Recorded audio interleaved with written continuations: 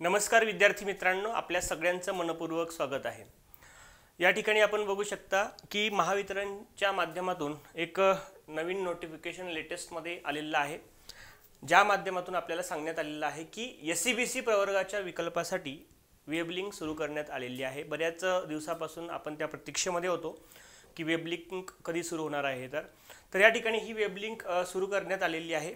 ज्या विद्यार्थ्यांनी ओपन कॅटेगरीमधून किंवा EWS मधून फॉर्म भरलेला आहे आणि जर ते विद्यार्थी एससीबीसी या प्रवर्गामध्ये जर अर्ज करू इच्छित असतील किंवा तसं सर्टिफिकेट त्यांच्याकडे असेल तर त्यांच्यासाठी हे एक या ठिकाणी महत्त्वाचं अपडेट आहे। ओके, आणि जे विद्यार्थी एससीबीसी या प्रवर्गाचा किंवा आरक्षणाचा त्या ठिकाणी लाभ घेऊ शकत नसतील तर त्यांनी वेगळे काही करण्याची गरज नाही आहे।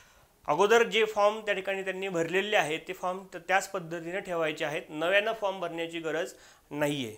ओके, तर या सेशनमध्ये अजून आपण बघूयात की परीक्षा नेमकी कधी होऊ शकते आणि जे काही आपल्याला आता परीक्षेच्या तयारीसाठीचे जे दिवस शिल्लक आहेत तर एकंदरीतच अभ्यासाची स्ट्रॅटेजी कशी असावी, कोणत्या विषयावर किती भर द्यावा किंवा काय फोकस करावा ते आपण या ठिकाणी बघूयात। तर ज्युनियर असिस्टंट अकाउंट्स, तर जागा भरघोस अशा स्वरूपाच्या या ठिकाणी आहेत, 510 जागा आहेत आणि पात्रता आपल्या सगळ्यांना माहिती आहे। ज्या विद्यार्थ्यांचं BCom BBA किंवा BMS झालेलं आहे असे विद्यार्थी ही परीक्षा देण्यासाठी पात्र आहेत। तर जे नोटिफिकेशन आलेलं आहे किंवा ज्याला आपण प्रसिद्धी पत्रक असं म्हणूया, यामध्ये असं सांगितलेलं आहे की बघा की महत्त्वाच्या ही 4 या ठिकाणी संवर्ग आहे, ज्याच्यामध्ये कनिष्ठ सहाय्यक लेखा याच्याबद्दल आपण या ठिकाणी चर्चा करणार आहोत। जाहिरातीचा क्रमांक 05/2023 आहे। तर या ठिकाणी सांगितलेलं आहे आपल्याला की महत्त्वाचं इथे सांगितलेलं आहे बघा, ज्या एससीबीसी उमेदवारांनी आर्थिकदृष्ट्या दुर्बल घटक EWS व खुल्या प्रवर्गातून अर्ज भरलेले आहेत त्यांच्यासाठी सामाजिक व शैक्षणिकदृष्ट्या मागास वर्गातील म्हणजे सोशली अँड इकॉनॉमिकली या ठिकाणी बॅकवर्ड जे आहेत, सोशली अँड एज्युकेशनली बॅकवर्ड जे आहेत तर त्यांच्यासाठी हा एससीबीसी प्रवर्ग विकल्प सादर करण्यासाठीची वेब लिंक तुम्हाला www.mahadiscom.in ह्या वेबसाईटवर उपलब्ध करून देण्यात आलेली आहे। ठीक आहे, तर 17 जुलै 2024 पर्यंत त्या ठिकाणी मुदत देण्यात आलेली आहे।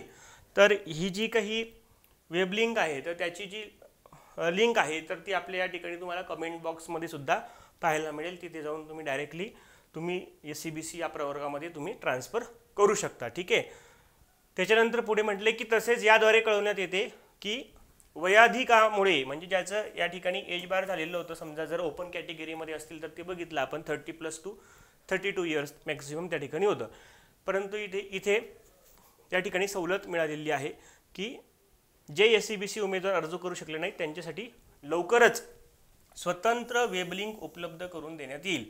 म्हणजे आताची ही जी वेब लिंक सुरू करून देण्यात आलेली आहे ती कशासाठी आहेत, ओपन किंवा EWS चे जे विद्यार्थी आहेत त्यांना जर एससीबीसी मध्ये जायचं असेल तर त्यांच्यासाठी आहे। ओके, तर हे लक्षात घ्या। याच्यावरून आपल्याला काय लक्षात येतं की 17/7/2024 जुलै महिना, त्याच्यानंतर पुढे परत वेब लिंक उपलब्ध करून देण्यात येणार आहे। म्हणजे थोडक्यात हा जुलै महिना संपूर्ण या प्रोसेसमध्ये जाणार आहे, लक्षात घ्या। ठीक आहे, तर आता आपण पुढे या ठिकाणी बघूयात एकूण जागा किती आहेत, 510 आहेत। तर हे आपण ऑलरेडी मागच्याही व्हिडिओमध्ये बघितलेलं होतं, ज्याच्यामध्ये ओपनसाठी 91 आहेत, साठी 51, एससीबीसी साठी 50 आहे, ओबीसी साठी 119 आहे, विमाप्र साठी 6 आहे, भजड 19, भजक 19, भजब 9, विजा अ 17, अनुसूचित जमाती 55, अनुसूचित जाती 74 आणि अशा पद्धतीचं हे आरक्षण तुम्ही या ठिकाणी बघू शकता। त्याच्यानंतर पुढं काय सांगितलेलं आहे की जे आपलं वयोमर्यादा आहे आणि शैक्षणिक अर्हता आहे तर 29 डिसेंबर 2023 या दिवसाच्या अगोदर, ठीक आहे, ती विचारात घेण्यात येणार आहे। म्हणजे जसं की 29 डिसेंबर 2023 ला किंवा त्याच्या अगोदर तुमचं BCom BBA किंवा BMS कंप्लीट असलं पाहिजे. आता आलेल्या प्रसिद्धीपत्रकानुसार कदाचित जे विद्यार्थी याच्यानंतर परीक्षा पास झालेले आहेत, BCom ज्यांचे झालेले आहेत, तर त्यांच्यासाठी ही अर्ज सुविधा उपलब्ध करून देण्यात येणार आहे किंवा नाही याच्याबद्दल अजून काही आपल्याला क्लॅरिफिकेशन आलेलं नाही आहे. परंतु कदाचित या आठवड्यामध्ये त्यासंबंधी जर तशी तरतूद केली तर आपल्याला नक्कीच ते त्या ठिकाणी सांगता येईल. ठीक आहे. त्याच्यानंतर पुढे महत्त्वाची गोष्ट या ठिकाणी आपण बघूयात की हे तुमचं एज क्रायटेरिया आहेत. ओपनसाठी 32 इयर्स वगैरे, backward classes including SC BC यांच्यासाठी 37 इयर्स आहे, म्हणजे 5 इयर्स त्याच्यामध्ये ॲड करण्यात आलेले आहेत. 35+2 अशा पद्धतीनं. एक serviceman 47, मेरिटेरियस sport person 37, person with disability 47, orphan असतील 37 आणि जे डिपार्टमेंटल कॅन्डिडेट असतील MSCB मध्ये काम करणारे त्यांच्यासाठी 57 इयर्स वयाची. आता सगळ्यात महत्त्वाचं हे परीक्षेचं जे स्वरूप आहे, ज्याच्यामध्ये आपली एक टेस्ट होणार आहे जे की कम्प्युटर बेस्ड टेस्ट असणार आहे. ओके. आणि हा आपलं स्ट्रक्चर आहे, एकच परीक्षा होणार. टेस्ट ऑफ प्रोफेशनल नॉलेज 50 प्रश्न येणार आहेत 110 मार्कांसाठी. त्याच्यानंतर टेस्ट ऑफ जनरल नॉलेज. आता हे टेस्ट ऑफ जनरल नॉलेज म्हणल्यापेक्षा त्यांनी ॲप्टिट्यूड असं म्हणायला पाहिजे होतं. तर टेस्ट ऑफ रिझनिंग आहे त्याच्यात, आणि क्वांटिटी ॲप्टिट्यूड आहे, आणि मराठी लँग्वेज आहे. रिझनिंगवर 40 प्रश्न 20 मार्कांसाठी विचारणार आहेत, आणि क्वांटवर 20 प्रश्न 10 मार्कांसाठी विचारणार आहेत. मराठी व्याकरणावर 20 प्रश्न 10 मार्कांसाठी विचारणार आहेत. अशा पद्धतीने टोटल 130 प्रश्न हे 150 मार्कांसाठी विचारण्यात येणार आहे, ज्याच्यामध्ये आपल्याला 120 मिनिट्स म्हणजे 2 तासाचा अवधी देण्यात येणार आहे. सेक्शनल कट ऑफ नाही आहे, एकच परीक्षा त्या ठिकाणी होणार आहे. ठीक आहे. म्हणजेच जे काही आपल्याकडं पेपर ओपन होईल त्याच्यामध्ये सगळे 130 प्रश्न त्या ठिकाणी असणार आहेत. आता याच्यामध्ये सगळ्यात जास्त जो फोकस देण्यात आलेला आहे, विशेष भर देण्यात आलेला आहे, तो म्हणजे आपल्या प्रोफेशनल नॉलेज या विषय घटकांवर आहे. प्रोफेशनल नॉलेज जे की आपण ज्युनियर असिस्टंट अकाउंटच्या संदर्भात जे महत्त्वाचं प्रोफेशनल नॉलेज आहे, तर त्याच्याबद्दल या ठिकाणी डिस्कस करूया. तर प्रोफेशनल नॉलेज हा विषय आहे ज्याच्यामध्ये वेगवेगळे युनिट्स किंवा सब्जेक्ट्स असंही त्याला आपण म्हणू शकतो. कॉमर्स आणि अकाउंटन्सीमध्ये जेवढे काही महत्त्वाचे सब्जेक्ट्स आहेत ते कव्हर करण्यात आलेले आहे. जसं की अकाउंटिंग हा एक महत्त्वाचा विषय आहे. आता इथं आपण बघूयात की एक्सपेक्टेड नंबर ऑफ क्वेश्चन्स किती येणार आहेत. ठीक आहे. तर एक्सपेक्टेड नंबर ऑफ क्वेश्चन्स याच्यामध्ये 50 पैकी किती प्रश्न विचारले जाऊ शकतात, तर 20 प्रश्न विचारले जाऊ शकतात, असा हा एक अंदाज आहे. मग अकाउंटिंगमध्ये तुम्हाला काय करायचं आहे, 11th स्टँडर्ड जे आहे, 12th स्टँडर्ड आहे. ठीक आहे. काही BComचा पार्ट आहे, अकाउंटिंग फॉर स्पेशल ट्रान्झॅक्शन सारखे, ते तुम्हाला करायचं आहे. अकाउंटिंग स्टँडर्ड्स त्या ठिकाणी करायचे आहेत. हे सगळं म्हणजे बेसिक, आणि काही थोडासा ॲडव्हान्स अकाउंटिंगचा पार्ट जो आहे तो तुम्हाला 20 प्रश्न त्याच्यावर सर्वसाधारणपणे विचारले जाऊ शकतात. दुसरी गोष्ट, आपला जो बिझनेस लॉ आहे ज्याच्यामध्ये इंडियन कॉन्ट्रॅक्ट ॲक्ट आहे, ठीक आहे, निगोशिएबल इन्स्ट्रुमेंट ॲक्ट आहे, पेमेंट ऑफ बोनस ॲक्ट आहे, असे सगळे आपण ते सगळे आपल्या बॅचमध्ये कव्हर केलेले आहेत. तर त्याच्यावर सर्वसाधारणपणे 6 प्रश्न विचारले जाऊ शकतात. त्याच्यानंतर कंपनी ॲक्ट आहे 2013चा, तर हा सुद्धा महत्त्वाचा आहे. त्याच्यावर सर्वसाधारणपणे 4 प्रश्न विचारले जाऊ शकतात. कॉस्ट अकाउंटिंग हे ग्रॅज्युएशन लेवलचं कॉस्ट अकाउंटिंग आहे, ज्याच्यावर साधारणतः 3 प्रश्न विचारले जाऊ शकतात. अगेन फायनान्शियल मॅनेजमेंट हा एक ग्रॅज्युएशनच्या लेवलचा विषय आहे, त्याच्यावर 4 प्रश्न विचारले जाऊ शकतात. इन्कम टॅक्स हा एक विषय महत्त्वाचा, त्याच्यावर सर्वसाधारणपणे 4 प्रश्न. ऑडिटिंगसुद्धा आहे, TY BComला आपण त्या ठिकाणी अभ्यासत असतो. काही विद्यापीठामध्ये कदाचित सेकंड इयरला असेल, तर हे 3 प्रश्न त्या ठिकाणी विचारले जाऊ शकतात. Goods and service tax act जो आहे 2017चा, तर याच्यावर सर्वसाधारणपणे 2 प्रश्न. बिझनेस इथिक्स आणि कम्युनिकेशन 2 प्रश्न. आणि आपलं इन्फॉर्मेशन आणि कम्युनिकेशन टेक्नॉलॉजी जी आहे, तर उदाहरणार्थ टॅली असेल किंवा काही शॉर्टकट कीज असतील टॅलीमधल्या, ओके, किंवा वेगवेगळे काही महत्त्वाचे सॉफ्टवेअर्स असतील, तर त्याच्या संदर्भात इथं 2 प्रश्न या ठिकाणी विचारले जाऊ शकतात. अशा पद्धतीने टोटल नंबर ऑफ क्वेश्चन किती झाले, 50 क्वेश्चन त्या ठिकाणी झालेले आहे. आता हा एक्सपेक्टेड नंबर ऑफ क्वेश्चन आहे. याच्यामध्ये +-2 या ठिकाणी होऊ शकतात. ओके, हे पण लक्षात ठेवा. म्हणजे उदाहरणार्थ याच्यावर कदाचित 18 ते 22 असे पण प्रश्न विचारले जाऊ शकतात. इथे प्रश्न विचारले 4 ते 8, इथे समजा 3 ते 6, तर हे या ठिकाणी व्हॅरी होऊ शकतं. ठीक आहे. शिफ्टनुसार सुद्धा याच्यामध्ये काही चेंजेस होऊ शकतात. एखाद्या शिफ्टमध्ये समजा अकाउंटिंगवर 20 प्रश्न आले, दुसऱ्या शिफ्टमध्ये कदाचित 22 प्रश्न विचारले जातील. पहिल्या शिफ्टमध्ये समजा इथे समजा या ठिकाणी समजा इन्कम टॅक्स विषय आहे, त्याच्यावर पहिल्या शिफ्टमध्ये 2 प्रश्न आले, पण दुसऱ्या शिफ्टला 5 प्रश्न विचारले जाऊ शकतात. ठीक आहे. सो ह्या सगळ्या गोष्टी आपण लक्षात घ्यायच्या आहेत आणि त्याच्यानुसार आपण एक स्टडी प्लॅन बनवायचा आहे.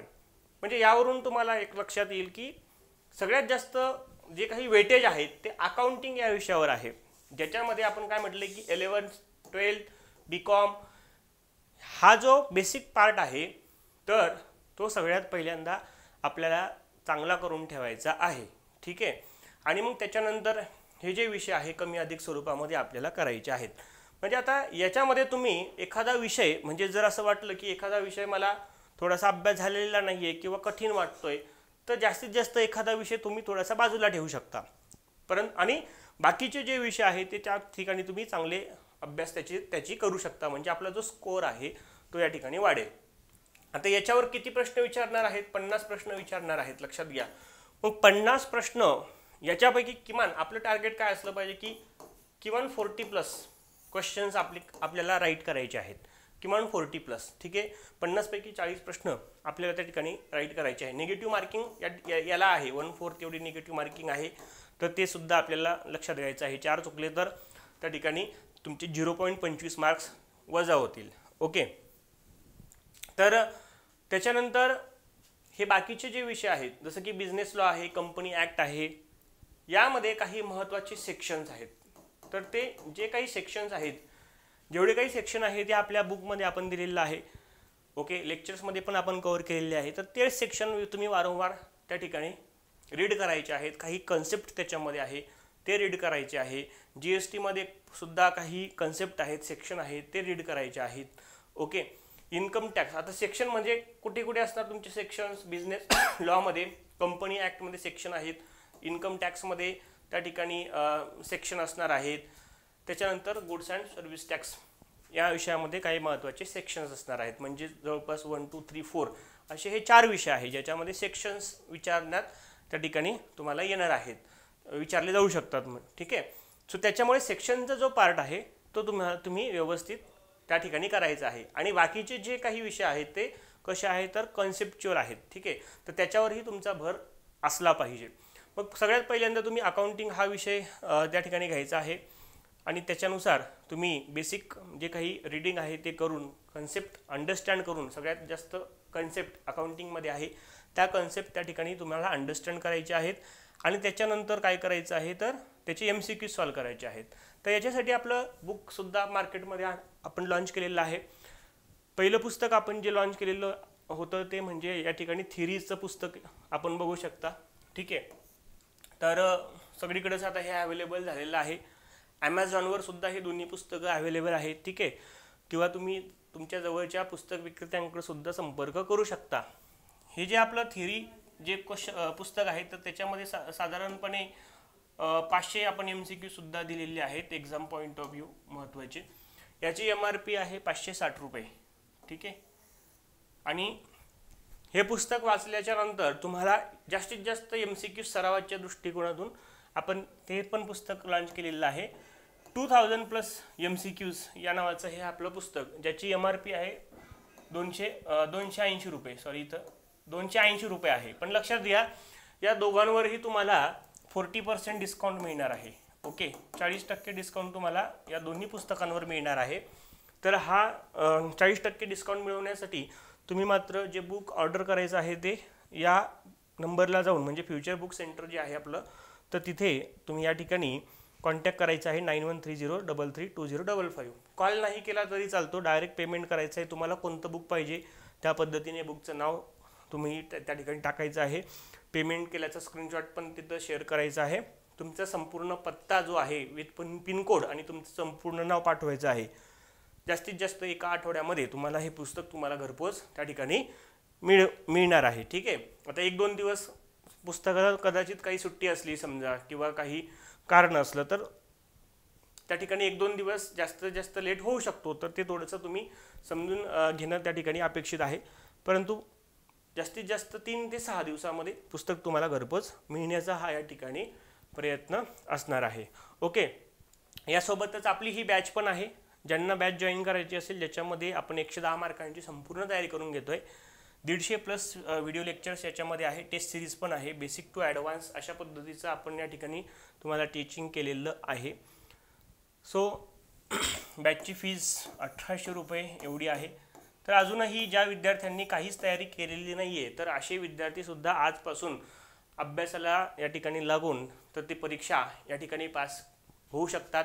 याचं कारण म्हणजे जागा भरपूर आहेत, 510 जागा आहेत. तर 2000 म्हणजे जवळपास 8-10 वर्षानंतर एवढी चांगली संधी पुन्हा एकदा उपलब्ध झालेली आहे. दुसरी गोष्ट, परीक्षा ही थोडीशी पुढे जात आहे. आता आपण हे नोटिफिकेशन बघितलं बघा, 2-4 वेळेस हे नोटिफिकेशन येत राहिलं, ठीक आहे. तर याचं कारण थोड्याशा काही टेक्निकल अडचणी असतात, की जसं की आरक्षण हा एक महत्त्वाचा मुद्दा आहे. सो त्याच्यामुळं जे विद्यार्थी नवीन आहेत अशांना या ठिकाणी एक लाभ जो आहे की ते या ठिकाणी आपली जी तयारी आहे ती अगदी पूर्वीपासून करू शकतात. आणि जे विद्यार्थी या ठिकाणी अगोदरच अभ्यासाला लागलेले आहेत तर त्यांनी आपले काही विषय राहून गेलेत किंवा काय, ठीक आहे, किंवा जे काही सरावासाठीचा वेळ आहे तर तो त्यांना या ठिकाणी मिळालेला आहे. तर आता परीक्षा कधी होऊ शकते तर हे आपण जर बघितलं तर आता समजा जुलै महिना जो आहे तो पूर्णतः ह्या प्रोसेसमध्ये जाणार आहे. राहिला आपला त्याच्यानंतर ऑगस्ट महिना. तर जुलै महिना झाल्यानंतर सर्वसाधारणपणे एक महिना तरी परीक्षा त्या ठिकाणी होणार नाही असा एक अंदाज आहे. झाली तर ऑगस्टच्या लास्ट वीकला किंवा सप्टेंबरच्या फर्स्ट वीकला परीक्षा होऊ शकते, ठीक आहे. म्हणजे 20 तारखेला मला वाटतं 20 सप्टेंबरपासून आचारसंहिता वगैरे लागणार आहेत. तर परीक्षा 90% चान्सेस असे आहेत की परीक्षा सप्टेंबर महिन्याच्या पहिल्या आठवड्यापर्यंत होऊ शकते, ठीक आहे. सप्टेंबर महिन्याच्या पहिल्या आठवड्यापर्यंत होऊ शकते. तर आपण प्राथमिकतः सप्टेंबर महिन्याचा पहिला आठवडा जो आहे तो आपण या ठिकाणी टार्गेट करूया आणि परीक्षा त्या दरम्यान होईल अशा पद्धतीनं आपण अभ्यासाची या ठिकाणी जी काही स्ट्रॅटेजी आहे ती या ठिकाणी त्याच्यावर काम करूया. तर तुम्हाला सांगितलं की कोणत्या विषयावर नेमका आपण किती वेटेज त्या ठिकाणी द्यायचं आहे तर ते तुम्ही या ठिकाणी बघितलेलं आहे. आणि तुमचं जे स्वतःचं एक स्वॉट ॲनालिसिस करा, स्ट्रेंथ, विकनेसेस, अपॉर्च्युनिटी आणि थ्रेट्स या पद्धतीनं. रिझनिंग हा एक त्याच्यामध्ये महत्त्वाचा विषय आहे ज्याच्यावर 40 प्रश्न विचारण्यात येणार आहे 20 मार्कांसाठी. त्याच्यामुळे रिझनिंगचाही आपल्याला जास्तीत जास्त सराव करणं अपेक्षित आहे, ठीक आहे. आणि क्वांट जे आहे तर त्याच्यावर सुद्धा 20 प्रश्न विचारण्यात येणार आहे. 40 आणि 2 20 म्हणजे 60 प्रश्न, म्हणजे जवळपास 30 मार्कांचं हे महत्त्वाचं एक वेटेज आहे. तर या सब्जेक्टकडे सुद्धा दुर्लक्ष करून चालणार नाही आपल्याला, ठीक आहे. सो याच्यामुळे आता जो काही आपल्याला गॅप मिळालेला आहे ते याच्यावर तुम्ही या ठिकाणी काम करणं अपेक्षित आहे. काही विद्यार्थ्यांनी यासाठी आपल्याला की रिझनिंग आणि क्वांट याच्यासाठी काही आपल्याला लेक्चर्स मिळतील का तर यासाठी रिक्वेस्ट केलेली आहे. तर आपला एक प्रयत्न राहील साधारणतः या पुढच्या आठवड्यामध्ये एक MCQ बॅच लॉन्च करून ज्याच्यामध्ये फोकस रिझनिंग, क्वांट आणि ॲप्टिट्यूड याच्यासोबतच प्रोफेशनल नॉलेजचे MCQs आणि मराठी व्याकरणाचे MCQs म्हणजे असे एक पद्धतीने कॉम्प्रिहेन्सिव्ह एक बॅच, ठीक आहे, अगदी म्हणजे नॉमिनल फीजमध्ये, कारण हे बाहेरचे फॅकल्टीज आपल्याकडे त्या ठिकाणी येणार आहेत.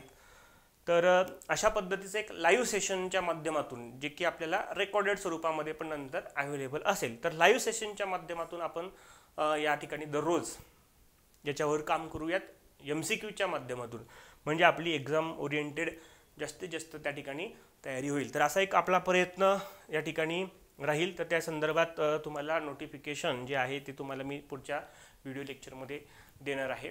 तर इथे आपण थांबूयात आणि भेटूयात लवकरच. तोपर्यंत thank you. Best of luck for your preparation and the examination. Thank you.